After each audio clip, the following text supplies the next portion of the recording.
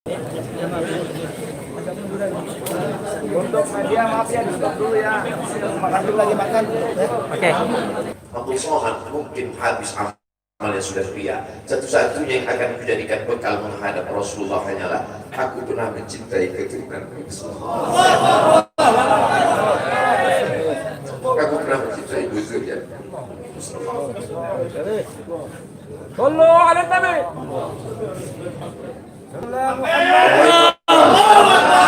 Wahai para pelaku berbuat dosa, wahai para pezina, wahai para peminum khamar yang belum bertaubat, kalau kalian belum sanggup untuk berbuat baik, kalau kalian belum mampu untuk beramal saleh, paling tidak jangan kalian cakiti zuriat Rasulullah. Jangan kalian keluarkan kata-kata, jangan dikeluarkan kata-kata fitnah. Bagaimana kalian akan menghadap Rasulullah? Bagaimana kalian akan menghadap Rasulullah? Pada saat itu seluruh umat berkumpul menghadap Nabi Adam alaihissalam. Kami tidak sanggup berdiri di padang mahsyar ini, wahai Adam. Menghadaplah kepada Allah. Kata Adam, aku tidak sanggup menghadap Allah, karena dulu Allah berkata, la taqrabu hadhihi syajarah, jangan kau dekati pohon kulbi ini, tapi aku malah memakannya, ya Allah. Mereka datang menghadap Nabi Nuh alaihissalam. Kata Nabi Nuh, aku tak sanggup menghadap Allah karena anakku durhaka. Sa'awi ila jabalin ya'simuni minal ma', aku akan naik ke atas bahtera perahu yang bisa menyelamatkan aku dari air. Aku tak sanggup menghadap Allah, kata Nabi Nuh alaihissalam. Mereka menghadap kepada Nabi Musa, aku tak mampu, kata Nabi Musa. Mereka menghadap kepada Nabi Isa, aku pun malu kepada Allah, karena aku mereka jadikan sembahan di atas muka bumi Allah. Mereka hanya mampu menghadap Sayyidina Maulana Muhammad SAW.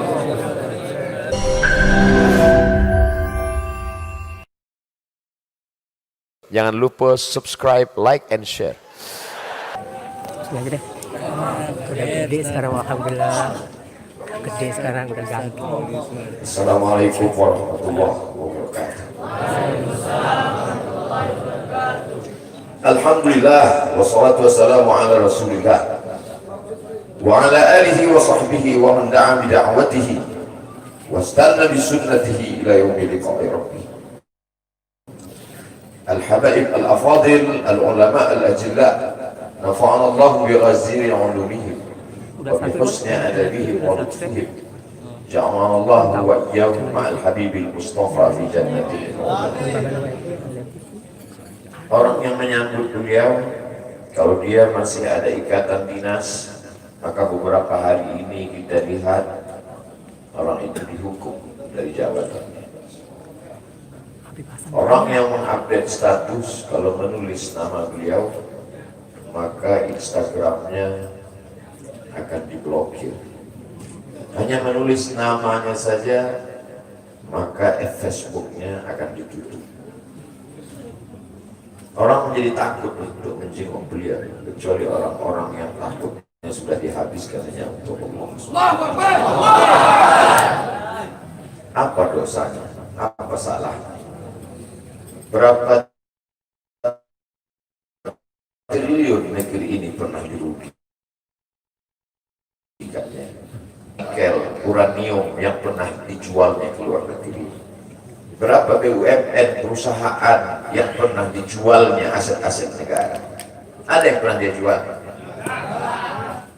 Dia hanya mengajak anak muda yang selama ini pecandu narkoba menjadi bertaubat kepada Allah. Dia hanya membangkitkan semangat anak muda yang selama ini berzina menjadi orang-orang yang takut kepada Allah. Dia hanya mengajak mereka yang memakai baju hitam, pakaian hitam, berubah menjadi pakaian putih. Mereka berusaha untuk memutihkan catatan amal baik mereka di hadapan Allah. Dia hanya menyadarkan umatnya supaya sadar bahwa politik itu penting. Angkatlah pemimpin yang adil dan amanah. Dia hanya sedang mengajak umatnya supaya jangan memilih pemimpin kafir. Salahkah perbuatannya? Tidak. Dia tinggal di negara demokrasi. Dalam dunia demokrasi, siapapun berhak untuk mengajak menyuarakan kebenaran. Dia tidak melawan sultan, dia tidak melawan ulil amri, dia tidak melawan siapapun. Dia hanya melawan ketidakadilan.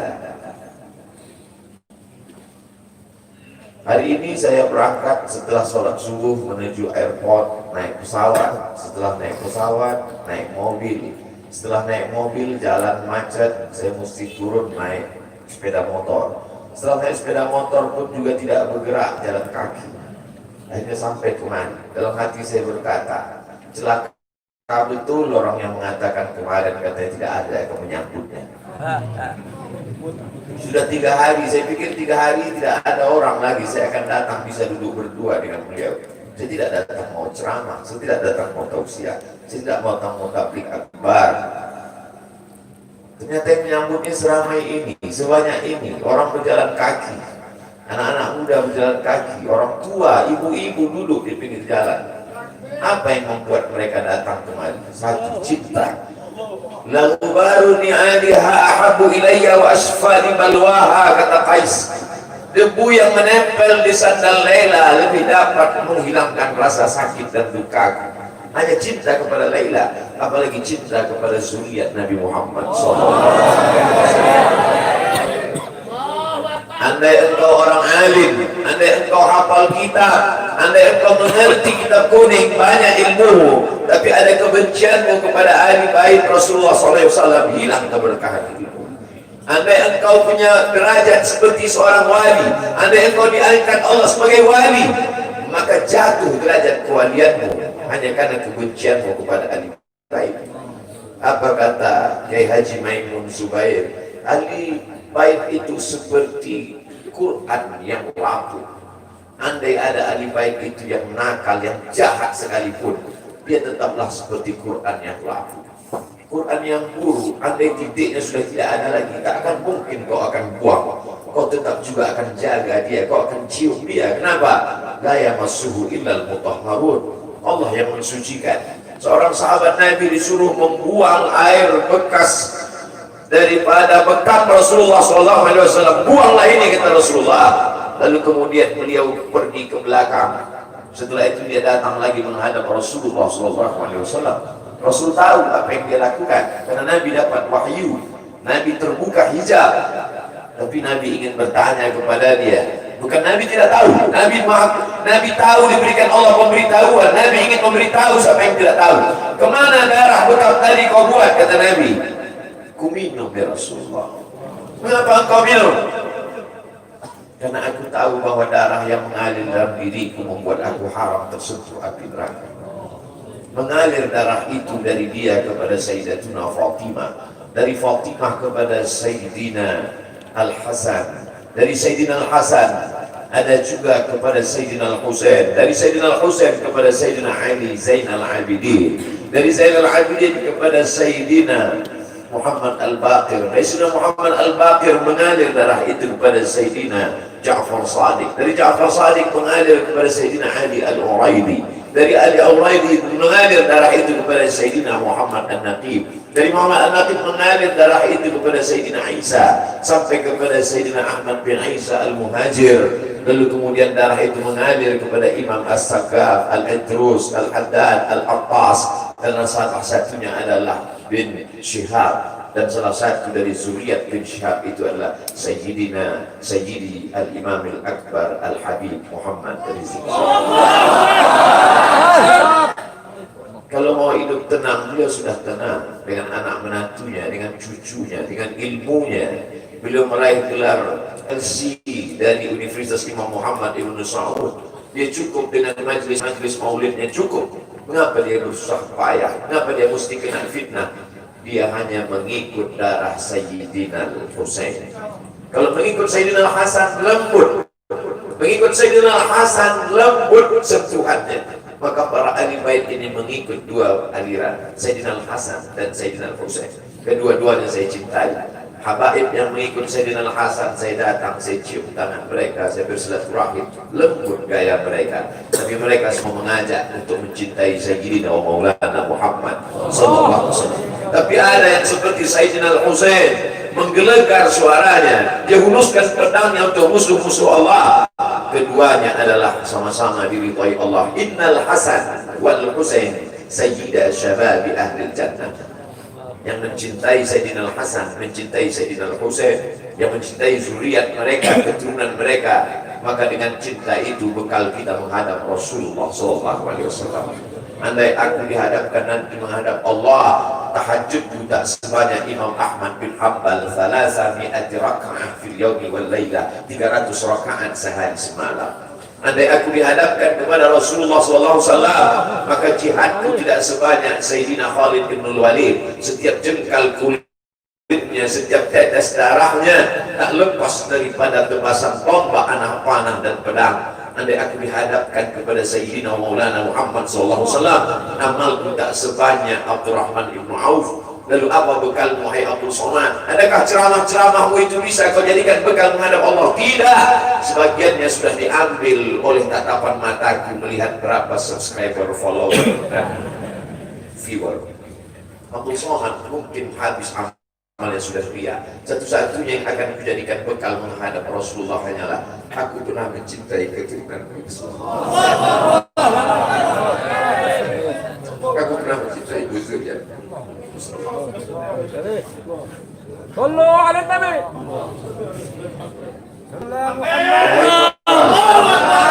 Wahai para pelaku berbuat dosa, wahai para pezina, wahai para peminum khamar yang belum bertaubat, kalau kalian belum sanggup untuk berbuat baik, kalau kalian belum mampu untuk beramal saleh, paling tidak jangan kalian cakiti zuriat Rasulullah. Jangan kalian keluarkan kata-kata, jangan dikeluarkan kata-kata fitnah.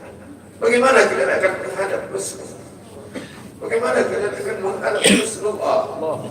Pada saat itu seluruh umat berkumpul menghadap Nabi Adam alaihissalam. Kami tidak sanggup berdiri di padang mahsyar ini, wahai Adam. Menghadaplah kepada Allah.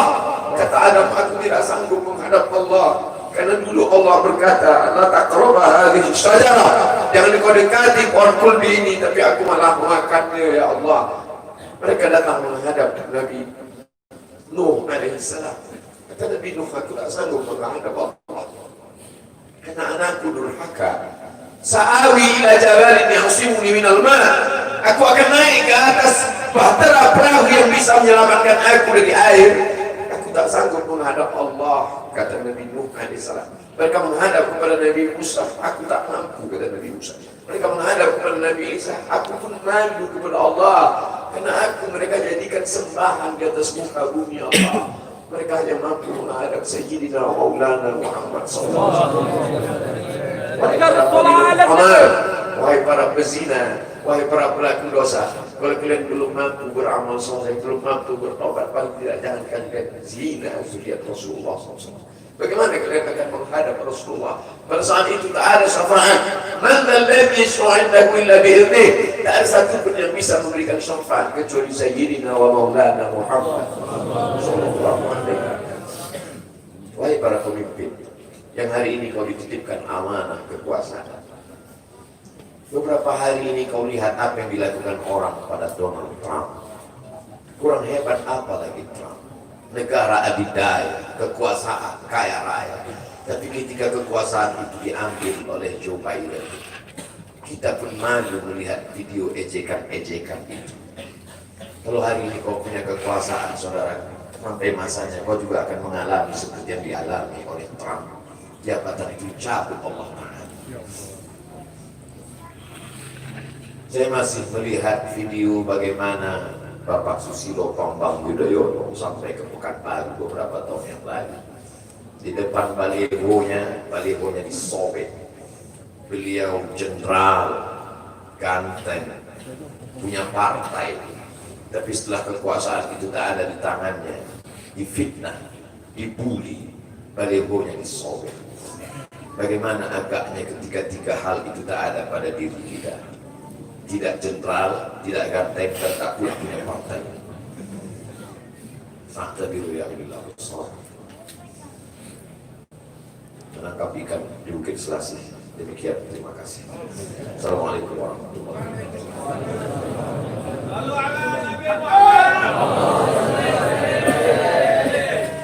Takbir, takbir. Mudah-mudahan hari ini menjadi saksi bahwa kita mencintai zuriyahnya Rasulullah dan menjadi saksi pembela kita di yaumil qiyamah di hadapan Allah dan Rasulnya. Maka kita langsung mendengar amanah dari Imam besar kita kepada beliau. Sallu ala Nabi. Assalamualaikum warahmatullahi wabarakatuh.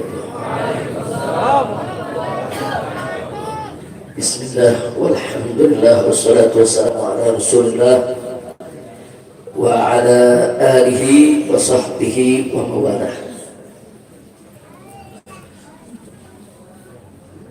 Ucapan terima kasih dan penghargaan yang ingin saya sampaikan secara khusus kepada segenap pengurus Dewan Pimpinan Pusat Front Pembela Islam yang alhamdulillah pada kesempatan ini Ketua Majelis Syuro DPP FPI hadir bersama kita, Mukhtar wal Mukarram Kiai Haji Maulana Kamal Yusuf, orang tua kita semua. Begitu juga Ketua Umum Dewan Tanfidhi DPP FPI Al-Mukhtar wal Mukarram Kiai Haji Ahmad Sobri Lubis, dan seluruh jajaran pengurus DPP yang selama ini luar biasa. Selama keberadaan saya di kota suci Makkah, mereka terus berjuang, terus bekerja tanpa kenal lelah, dan semua urusan keorganisasian berjalan dengan sangat-sangat baik.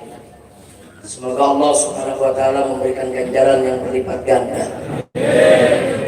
Kemudian selanjutnya juga secara khusus dan istimewa, ucapan terima kasih, apresiasi yang tinggi saya ingin sampaikan kepada segenap keluarga besar Markas Syariat.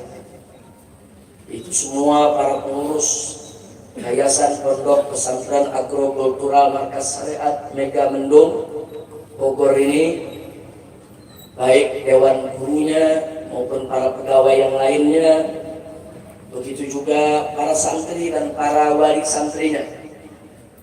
Nah, walaupun saya tidak ada di tanah air, tapi semua kegiatan belajar mengajar yang ada di pondok pesantren ini berjalan dengan sangat bagus, sangat baik, bahkan lebih baik pada saat saya berada di sini.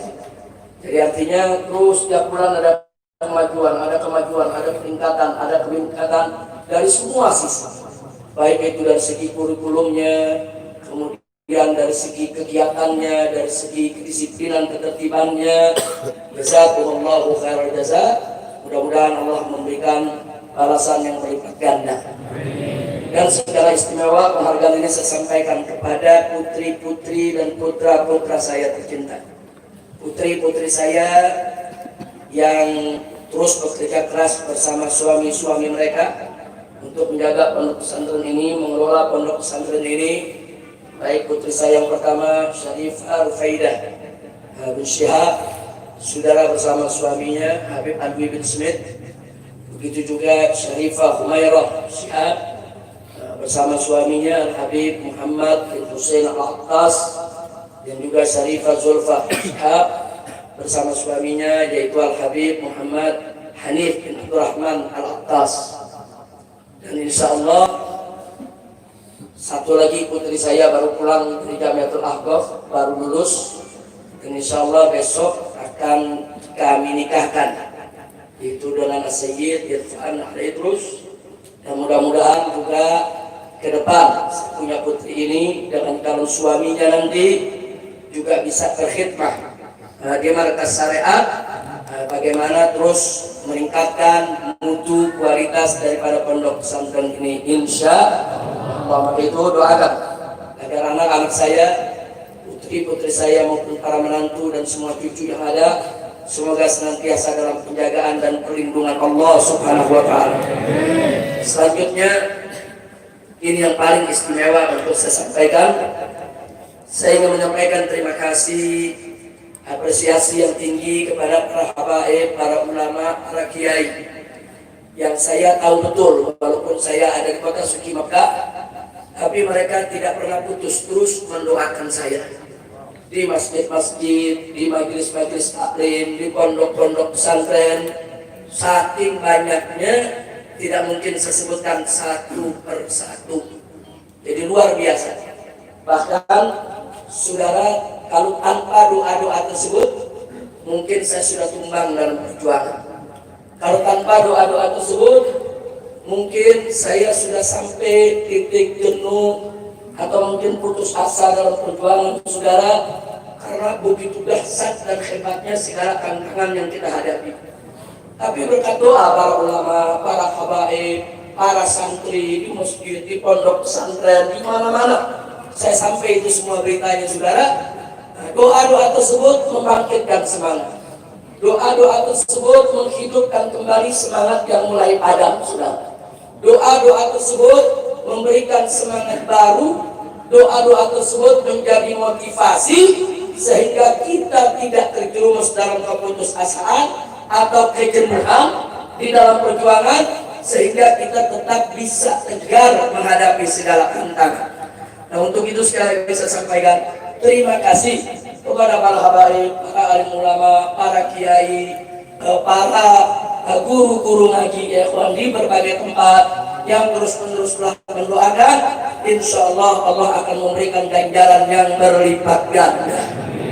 Dan hari ini juga saudara, termasuk saat saya pertama tiba, kami nggak pernah sangka kalau tiba disambut pada umat sedemikian rupa. Saya nggak pernah sangka. Paling-paling kita pikir yang akan menyambut kawan-kawan dari DPP FPI, kemudian para guru dan santri dari markas syariat atau kawan-kawan dekat ya ikhwan. Kami tidak pernah menyangka keluar dari pesawat di pintu pesawat itu penjemputan sudah luar biasa. Bukan di luar bandara, di pintu pesawat itu jalan sudah susah ya ikhwan. Jadi semua pegawai-pegawai di bandara sana, baik imigrasinya, cuananya, saudara angkasa puranya, security-nya, maintenance-nya, saudara teknisinya, saudara para pilotnya, pramugaranya, pramugari, semua saudara rame-rame menyambut kedatangan kita dan mengantar ke pintu gerbang. Jadi ini semua adalah minhah ilahiyah.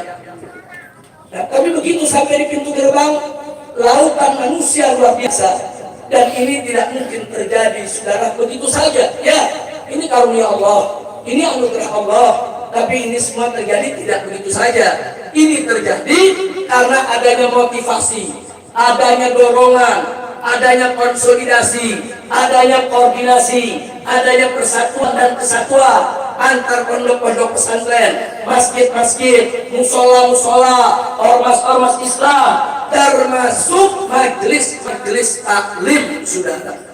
Anda bisa saksikan dengan mata Anda sendiri saat ini, hari ini sebelum Jumat tadi, saya sampai di Gadok jam 8:30 saudara. Sampai di sini pas azan Jumat.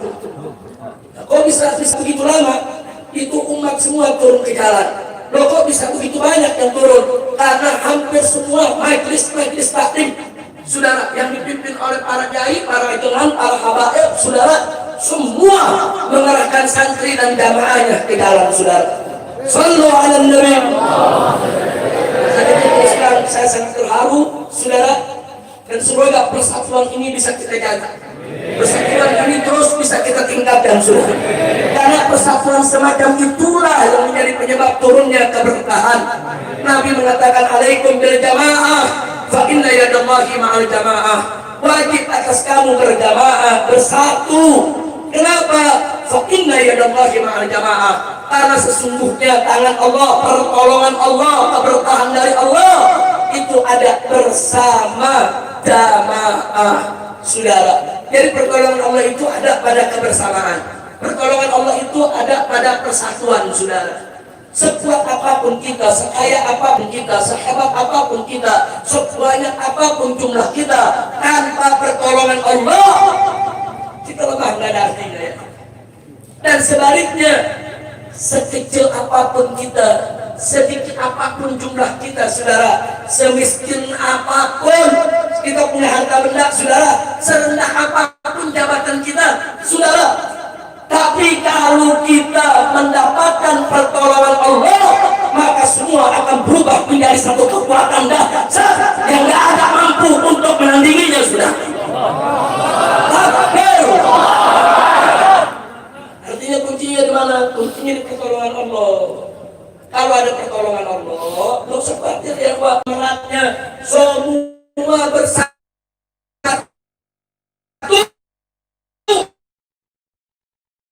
untuk memenangkan partai, nggak punya jabatan, nggak punya partai yang kuat saudara, nggak punya banyak kursi di DPR saudara, kita nggak punya konglomerat yang memodali perjuangan kita. Enggak ada.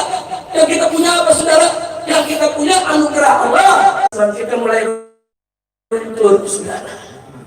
Maka itu kepulangan saya ini, saudara, saya ingin mengajak kembali para habaib, para ulama, para kiai semua, yuk kita rajut kembali ukhuwah kita, persatuan kita, supaya apa?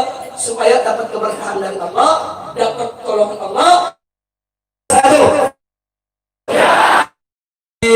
ada majelis semua diberkahi oleh Allah.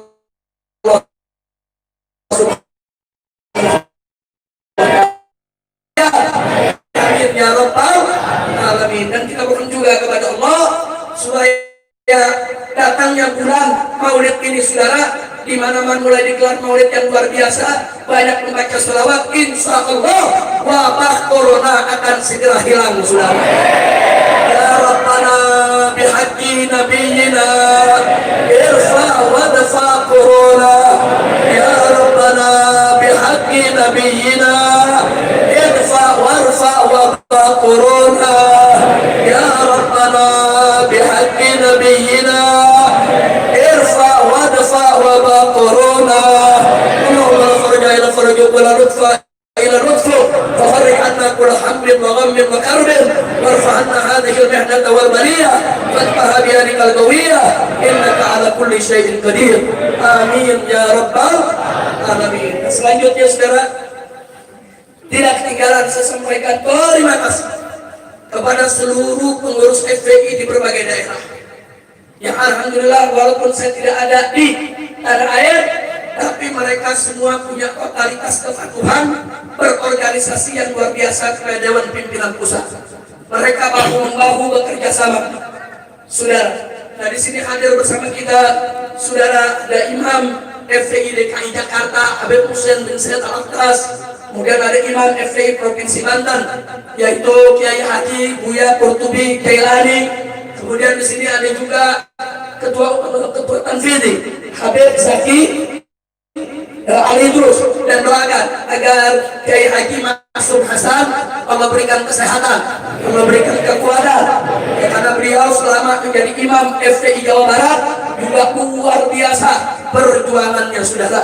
Dan satu lagi doakan juga untuk orang tua kami yang selama 3,5 tahun saya ada di Mekah, saudara, banyak sekali membantu perjuangan, yaitu Kiai Haji Muhammad Husni Tamrin, pimpinan Pondok Pesantren Al-Ihya atau SD Sekolah Insan Kamil yang ada di Bogor ini saudara.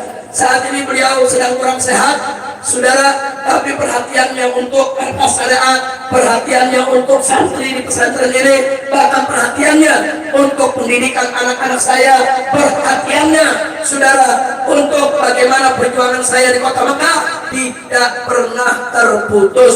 Doakan agar beliau diberikan oleh Allah sehat walafiat. Amin ya rabbal alamin. Sekarang yang terakhir saudara, karena setelah ini kita masih ada acara peletakan batu pertama, juga peresmian studio MS Markas Syariat TV saudara. Kita akan meresmikan Markas Syariat TV, kemudian juga akan meletakkan batu pertama insya Allah. Nah, sebelum itu kita laksanakan, kalau nggak salah masih ada palang pintu ya, masih ada di sini ada Ustadz Abu Faris dan kawan-kawan bersama Ustadz Zulkifli. Zulkifli ini yang dikenal Ustadz hari kiamat akhir zaman. Nah, beliau dari tadi sudah ada di sini. Jadi perlu Anda tahu, Ustadz Zulkifli ini itu miara kuda di Mekah. Beli kuda, bayar orang untuk miara. Yang pakai tiap minggu saya. Nah, karena beliau nggak ke Mekah, saya yang pakai. Saya putri saya latihan kuda, belajar kuda, dan kebetulan guru kita dari Riau hadir juga pada saat itu, yaitu Ustadz Abu Faris. Nah, beliau membawa kawan-kawannya, nanti akan atraksi di depan kita saudara, bagaimana cara menunggang kuda, lepas tangan, dan sambil memanah di atas kuda saudara. Karena namanya berkuda memanah itu merupakan keterampilan yang dianjurkan oleh Nabi Muhammad SAW untuk kita mempelajarinya. Ke depan kita berharap nanti di pondok pesantren MS ini saudara akan ada pelajaran tentang berkuda, memanah dan memanah di atas kuda. Selalu ala Nabi. Nah itu yang baiklah. Apa yang saya sampaikan tadi yang terakhir ingin saya sampaikan ini penting sekali. Pesantren ini beberapa tahun terakhir mau diganggu. Mau diganggu saudara. Jadi ada yang mengganggu, mau usir di pesantren, mau usir di pesantren, mau tutup di pesantren dan menyebar fitnah.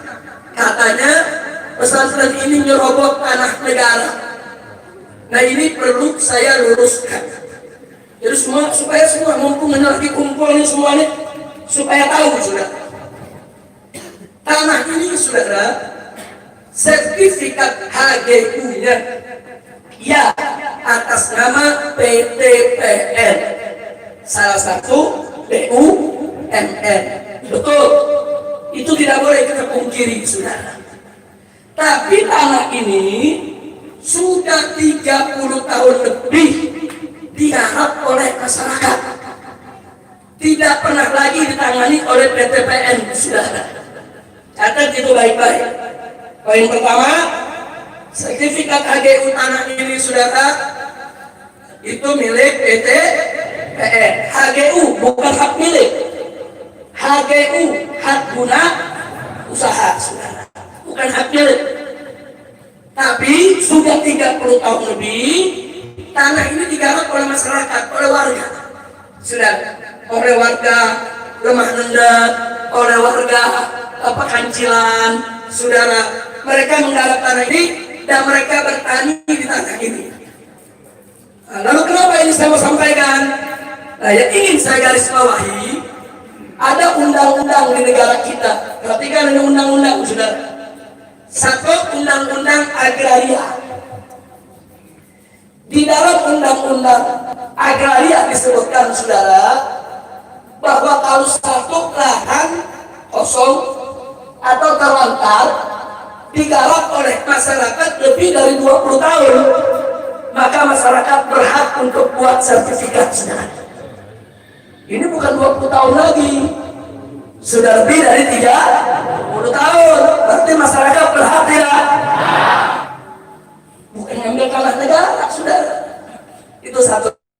Yang kedua, undang-undang tentang HGU, tentang hak guna usaha. Di situ disebutkan, saudara, sertifikat hak guna usaha tidak bisa diperpanjang atau akan dibatalkan jika satu, lahan itu ditelantarkan oleh pemilik HGU. Lahan itu ditelantarkan oleh pemilik HGU, atau si pemilik HGU tidak menguasai secara fisik lahan tersebut. Itu undang-undang saudara. Nah, tanah ini HGU-nya milik PTPN, betul. Tapi 30 tahun PTPN tidak pernah menguasai secara fisik saudara. Catat itu. Dan secara 30 tahun tanah ini ditelantarkan oleh PTPN. PTPN nggak pernah berkebun lagi di sini saudara. Berarti HGU-nya seharusnya batal. Lalu kalau sudah batal untuk siapa? Untuk warga yang menggarap, untuk para petani. Kira-kira jelas tidak? Lalu bagaimana maksudnya saya dan kawan-kawan ke tempat ini? Kami bayar kepada petani, bukan merampas saudara. Kami datangi petaninya, ada mau jual lahannya ya? Saya dan keluarga ingin bangun pondok pesantren di sini. Para petaninya rame-rame datang, kami bayarin tanah kami kalau buat pesantren. Jadi mereka datang, ada yang punya 1 hektar, ada yang punya 2 hektar, ada yang punya cuma 1/2 hektar. Datanglah mereka membawa surat ditandatangani oleh lurah saudara. Ada tanda tangan RT dan RW. Jadi tanah ini semua ada suratnya, bukan merampas. Itu namanya saya memberi over garap. Saya tidak memberi hak milik, bukan hak milik saya. Nggak ada punya hak milik di sini saudara. Yang ada HGU, dan HGU itu ada masa berlakunya. Setiap 20 atau 25 tahun wajib diperpanjang. Nanti pada saat mau diperpanjang kita lapor, ini bukan lagi saudara milik daripada PTKN. Nah ini yang perlu saya sampaikan. Jadi yang dipikir petani rakyat di bawah nggak ngerti undang-undang. Seenaknya merampas tanah, seenaknya menyebar fitnah. Tunggu dulu, saudara. Jadi ini kami beli. Jadi semua surat jual belinya saudara, pergarapnya saya kumpulkan. Semua petani-petani tersebut saya minta KTP-nya, saya foto waktu terima duitnya saudara. Hanya sampai di situ. Bahkan surat setelah beli saya lapor ke camat. Habis lapor ke camat, saya lapor ke bupati. Waktu itu masih Pak Rahmat Yasin menjadi bupatinya saudara. Setelah bupati, saya lapor ke gubernur, saudara. Gubernur bikin rekomendasi, saudara. Nah, jadi sekali lagi ini tanah, ya HGU memang milik PTKN, tapi rakyat tidak merampas, tidak. Mereka sebagai penggarap. Kira-kira jelas tidak? Jelas tidak? Saya bertanya, penggarap itu perampas bukan? Penggarap itu perampok bukan? Nah ini yang perlu saya sampaikan. Nah sekarang yang bagian paling penting lagi, saudara, apa yang ingin saya sampaikan? Ini saya beli, saudara, dengan uang saya, uang keluarga saya, uang kawan-kawan saya, uang kerabat saya, uang sahabat-sahabat saya, bahkan ada uang titipan umat, dan semua, mau yang dari saya ke, mau yang dari umat ke, semua ini wakaf untuk umat saudara. Jadi ini ada tanah pribadi di sini saudara. Kami saat ini mentarget ada 100 hektar tanah. Di sini insya Allah akan menjadi markas syariat. 80 hektar saudara itu sudah dikuasai oleh markas syariat. Nah, saya katakan sekali lagi, tidak sejengkal tanah pun untuk saya atau putri saya atau cucu saya atau menantu saya, saudara, atau keluarga saya. Enggak, ini untuk umat. Jadi kalaupun di sini ada rumah yang saya tempati, saudara, kalau saya sudah tidak mengajar di sini, kalau saya nggak mau lagi urus MKes, ya saya mesti keluar. Nggak boleh saya tinggal di sini, saudara. Karena ini wakaf untuk umat. Bukan itu saja. Ini kitab-kitab saya beli. Ini ada puluhan ribu judul, saudara. Ini saya kumpulkan dari semenjak saya sekolah. Dulu saya sekolah dapat beasiswa. Setiap bulan saya pakai separuh buat keluarga, separuh lagi buat beli kitab, saudara. Nah, sampai terkumpul sekarang ini puluhan ribu judul. Dan saat ini di Mekah masih ada 207 karton belum ke bawah, saudara. Untuk apa? Kitab-kitab ini juga bukan untuk saya pribadi, bukan untuk anak saya, bukan untuk cucu saya, bukan untuk menantu saya, tidak. Tapi untuk umat di pondok pesantren markas syariat, sehingga siapapun boleh untuk baca dan istifadah, saudara. Kira-kira jelas tidak? Jadi kalau saya sudah sampaikan begini, ini MS nggak boleh lagi saya jual. Ini kitab-kitab saya nggak boleh ada lagi yang dijual, saudara. Saya pribadi nggak boleh jual, istri saya nggak boleh jual, anak saya nggak boleh jual, karena semua ini wakaf untuk umat. Kira-kira jelas tidak? Jelas tidak? Nah maka itu kalau ada pihak-pihak yang ingin coba mengusir kami dari tempat ini, kami akan pertahankan ini, karena ini milik umat Islam, bukan milik pribadi. Betul? Siap jaga MS? Siap jaga MS? Takbir! Sallu ala Nabi.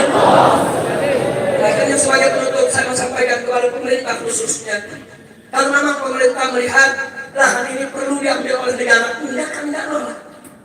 Mau diambil, silakan. Silakan, kapan saja pemerintah mengambil ini tanah, kalau merasa ini memang tanah negara, dibutuhkan oleh negara, silakan ambil. Tapi tolong kembalikan semua uang yang sudah dikeluarkan oleh umat untuk membeli dan membangun tempat ini, saudara. Supaya uang tersebut bisa kita beri lahan di tempat lahir untuk membangun yang sama. Jadi bukan saya anaknya merampas-rampas saja, betul? Kalau saya anaknya merampas, saya tanya, dia menolong? Dia menolong?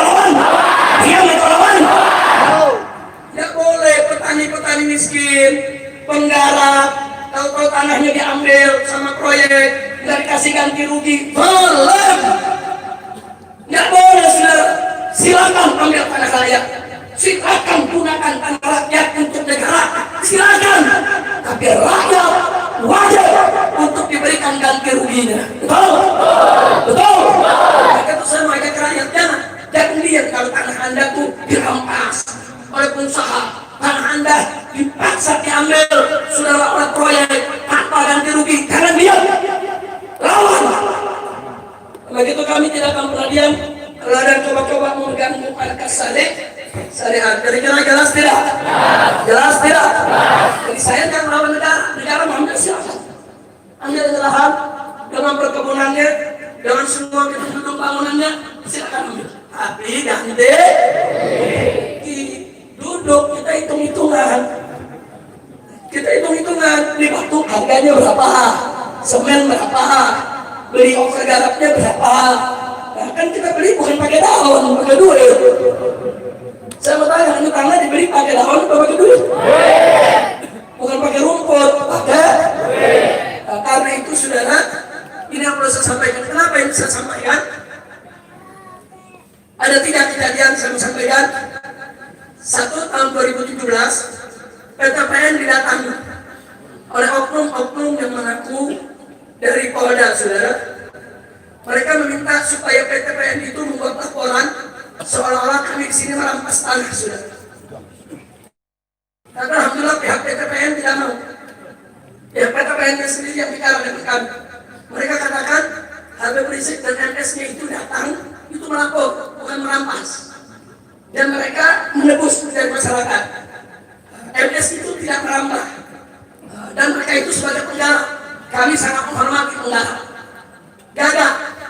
Pada cara kedua, beberapa warga di Pekancilan saudara dipaksa untuk bikin laporan atau jadi saksi seolah-olah saya ini merampas tanah mereka.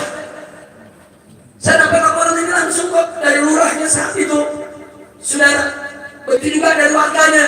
Tapi ada menarik, begitu warga dikumpulkan dibawa ke polisi, saudara, yang melapor, polisi gunakan salah satu biang tanah, mafia tanah, digunakan oleh polisi untuk membuat laporan.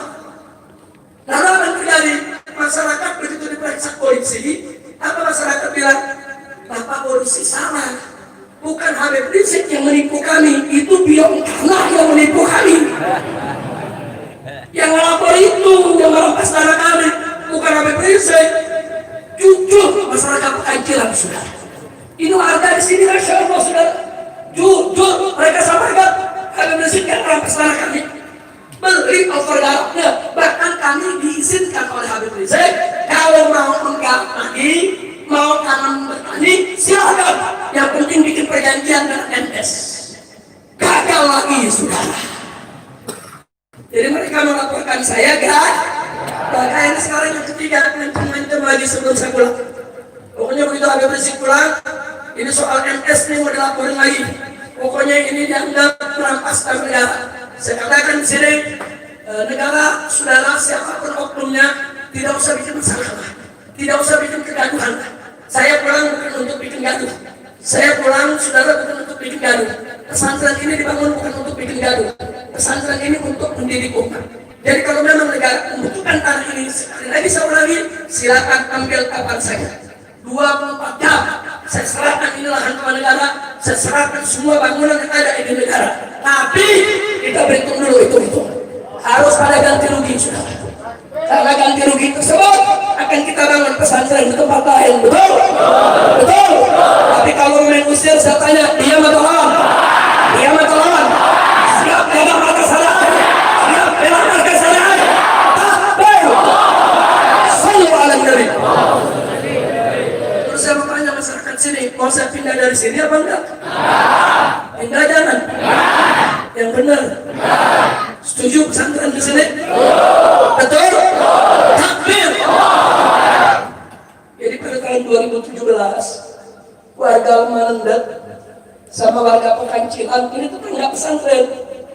Datang intelijen masuk, warga disuruh tanda tangan. Kami menolak keberadaan markas syariat di kampung kami. luar biasa. Saya telepon lurah, Habib gawat ini Beb, harus lebaran, keluarga harus suruh tanda tangan semua. Sekalian baru coba kirim suratnya model bagaimana? Judulnya menolak keberadaan NS. Warga menolak keberadaan NS. Begitu diputar di keliling warga, nggak ada yang mau tanda tangan sudah. Alhamdulillah. Nggak ada yang mau tanda tangan. Saya ambil suratnya. Saya bawa judulnya. Tadi kan judulnya menolak, saya ganti mendukung. Warga mendukung pondok pesantren. Kita sebar di warga, semua tanda tangan sudah. Alhamdulillah. Berarti warga mereka mendukung cinta pesan, cinta haba, cinta ulama. Takbir. Bagus tidak? Jadi nggak usah khawatir. Pokoknya kalau ada kedoliman kita lawan bersama. Siap? Takbir. Itu saya bisa sampaikan. Saya akan serahkan kembali karena mukanya kelihatannya udah pada biru belum makan.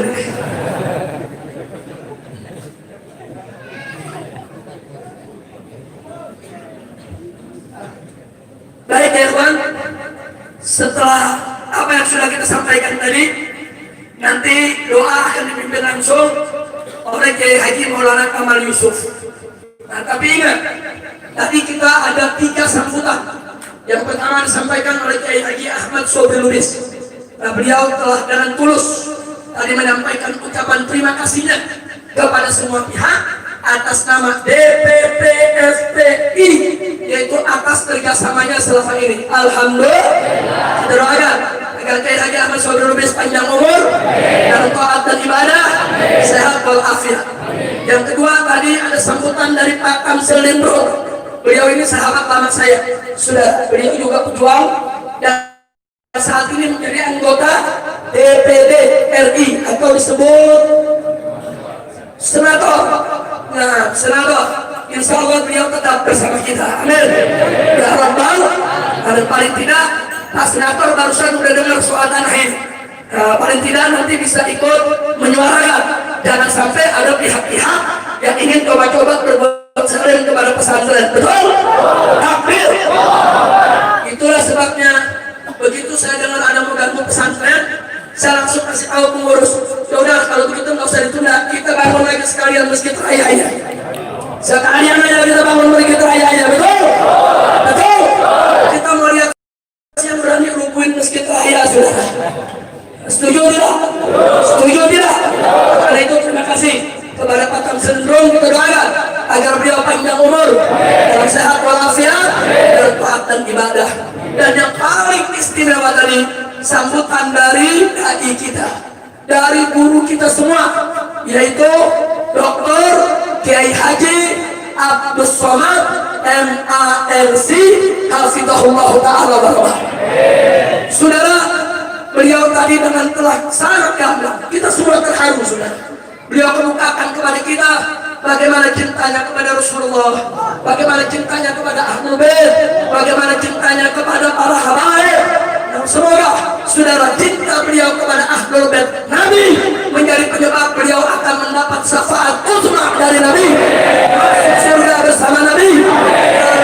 Amin ya Rabbal alamin. Nah kemudian para tamu lain, saya minta maaf kalau ada yang belum sempat disebut namanya. Di sini masih banyak tamu-tamu. Ada Kiai Oyo dari Kuningan, ada Kiai Abah Rodul Bahar saudara, ada Kiai Haji Khattab, dan sini ada Gus Aam. Gus Aam ini saudara sekjen kalau tidak salah, sekjen daripada Hitoh NU 1926 yang akan berjuang untuk bagaimana menyelamatkan Nahdlatul Ulama dan membersihkan Nahdlatul Ulama dari pengaruh-pengaruh pemikiran liberal dan pemikiran sesat lainnya. Setuju tidak? Dukung tidak? Silakan berdiri Pak Kiai biar semua kenal. Bos Aam, beliau ini saudara cucu apa anak? Cucu dari Kiai Haji Wahab Asbullah, pendiri NU, pendiri Nahdlatul Ulama. Sallu ala Nabi. Jadi teruskan perjuangannya Pak Kiai. Kita semua mendukung karena NU milik kita semua. NU adalah benteng daripada Ahlus Sunnah wal Jamaah. Jadi nggak boleh kalau NU kita biarkan saja dirusak oleh orang-orang yang tidak bertanggung jawab. Kalau ada rumah besar, ada tikusnya, jangan rumah dibakar. Tikusnya kita usir, rumahnya kita bersihin. Betul? Betul? NU itu rumah besar swasta, saudara.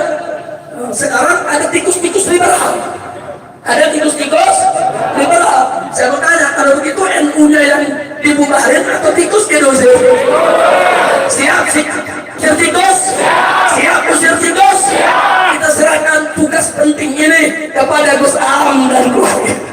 Insya tapi kita dulu, kita tidak akan tinggalkan antum, insya Allah. Nah itu saja. Terima kasih kepada semua. Saya serahkan kembali kepada Habib Muhammad bin Hussein selaku panitia penyambutan kedatangan ini. Sallallahu alaihi wasallam.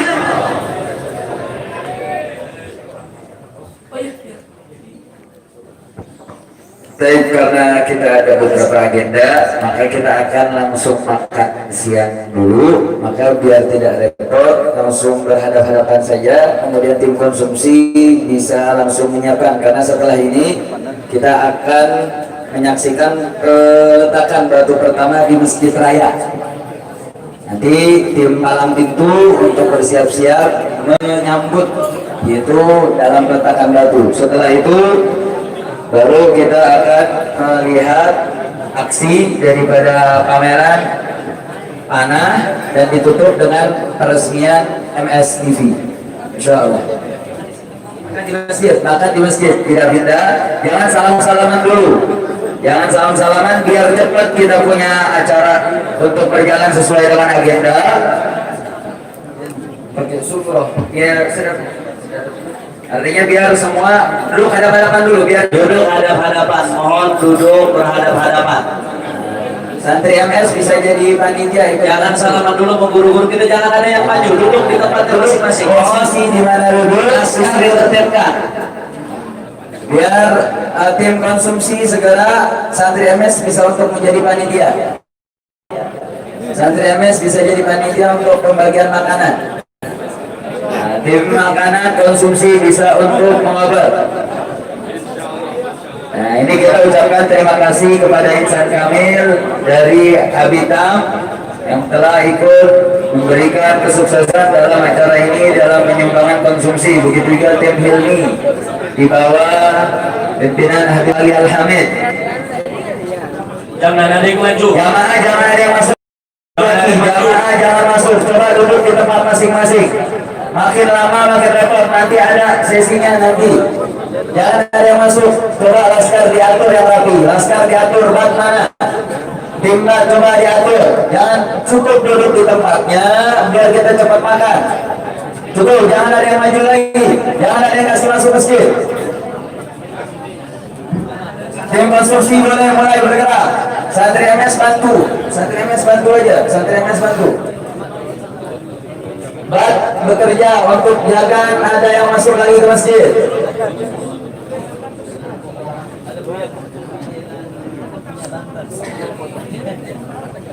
Nah, sambil kita menunggu, kita minta keberkahan dari Kiai Maulana Kamal Yusuf untuk membaca doa sebagai penutup dalam acara sesi pertama ini. Kepada beliau kami persilakan. Bismillahirrahmanirrahim. Alhamdulillahi Rabbil Alamin. Hamda yuafi ni'amahu wa yukafi mazidah. Ya Rabbana lakal hamdu kama yanbaghi li jalalika al-karim 'azim as-sultan. Amin. Allahumma salli wa sallim wa barik ala sayyidina Muhammad wa ala alihi wa sahbihi ajma'in. Madada khalqik wa rida nafsik wa zinata 'arshik wa midada kalimatik.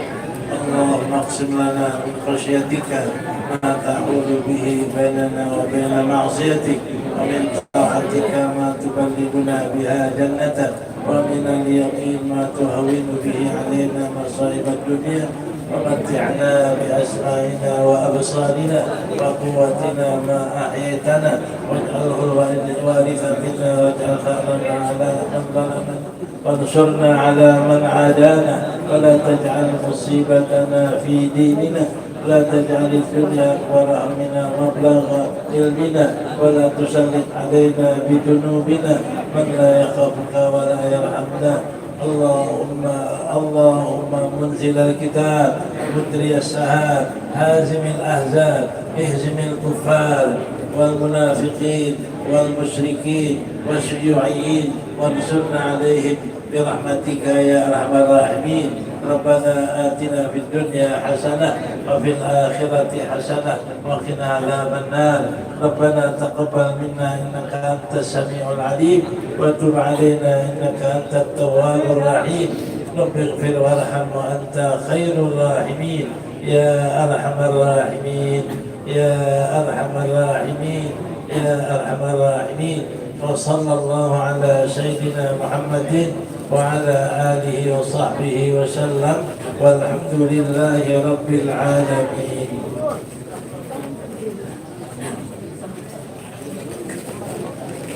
Untuk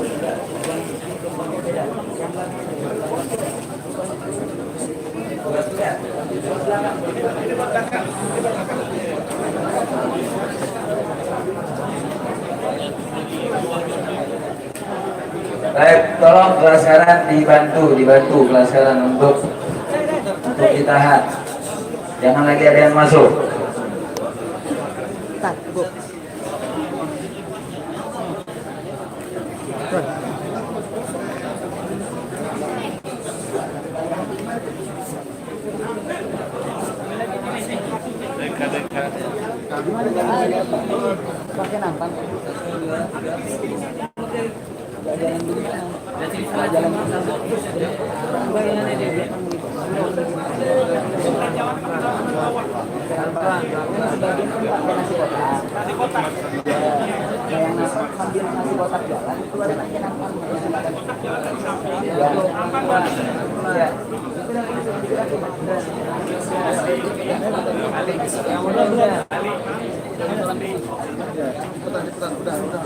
Sudah ya.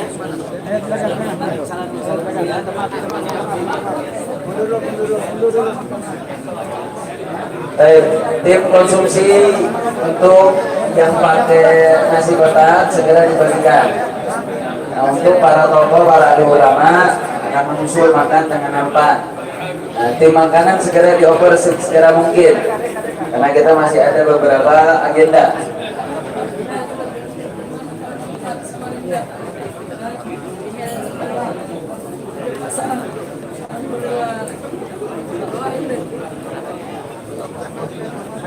Tim MS segera bantu untuk bagikan. Santri MS bantu untuk bagikan biar cepat. Dan jamaah yang di luar tidak usah masuk dulu, bisa dapat konsumsi di luar.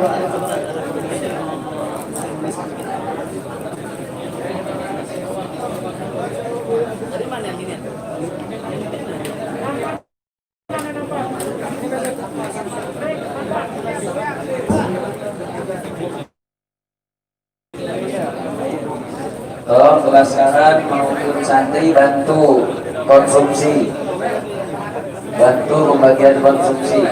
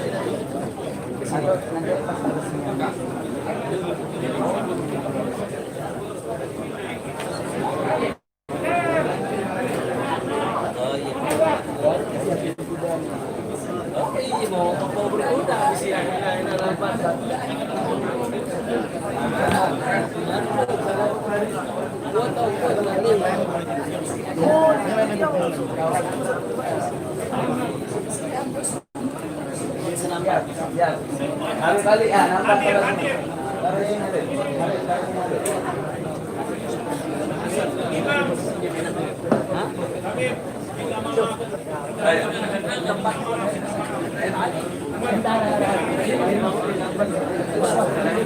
tempat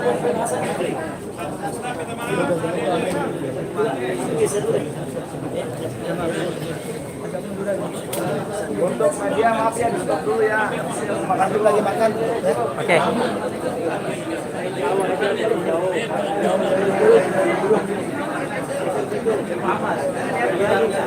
Geser, aman di depan. Buru aja, Mas.